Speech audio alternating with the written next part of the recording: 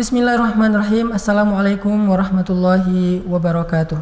Nabi SAW punya sebuah hobi yang beliau lakukan sejak beliau masih muda, yaitu hobi beriktikaf. Hanya iktikaf beliau sebelum mendapatkan wahyu disebut dengan tahannus di Gua Hira, tetapi sifatnya adalah iktikaf. Karena waktu itu Nabi belum dapat wahyu, belum dilantik menjadi Rasul, maka beliau melakukan penyendirian itu dengan menyendiri di Gua Hira yang kita kenal dengan istilah tahannus.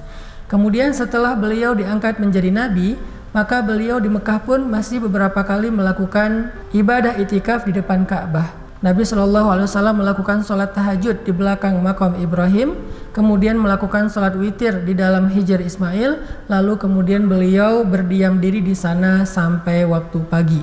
Ini adalah hobi Nabi di Mekah bahkan sebelum berhijrah, sampai kita mengenal ada adegan Isra dan Mi'raj. Itu adegannya dimulai dari iktikaf Nabi di Masjidil Haram. Ketika Nabi dalam keadaan terusir dari rumahnya, ketika Nabi terusir dari kaumnya, dan beliau tidak tahu harus bermalam di rumah siapa. Waktu itu Khadijah sudah wafat, waktu itu Abu Thalib juga sudah wafat, sehingga Nabi tidak punya perlindungan. Maka Nabi beriktikaf di Masjidil Haram, di Ka'bah, sampai Allah mengutus Jibril untuk mengajak Nabi Isra dan Mi'raj. Itu juga adegan iktikaf.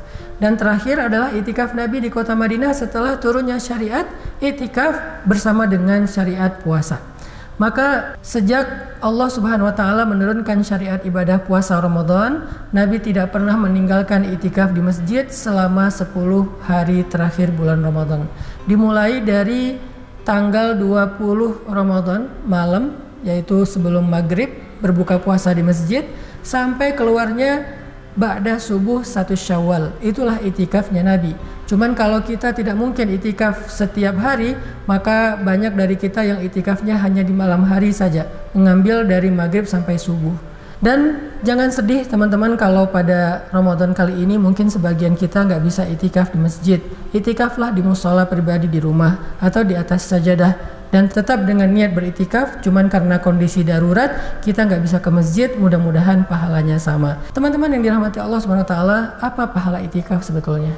Iktikaf itu pahalanya gede banget. Dalam sebuah riwayat Nabi mengatakan, yang artinya siapa yang beriktikaf di rumah Allah, maka akan Allah jauhkan antara dia dengan api neraka sejauh langit dan bumi.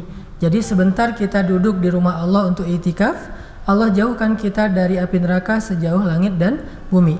Bahkan kalau iktikaf kita diukur yang paling singkat itu seukuran waktu antara maghrib dan isya, yaitu kalimat hadis intidharus shalah ba'da shalah, menunggu waktu sholat setelah sholat, maka pahalanya seperti jihad fi sabilillah.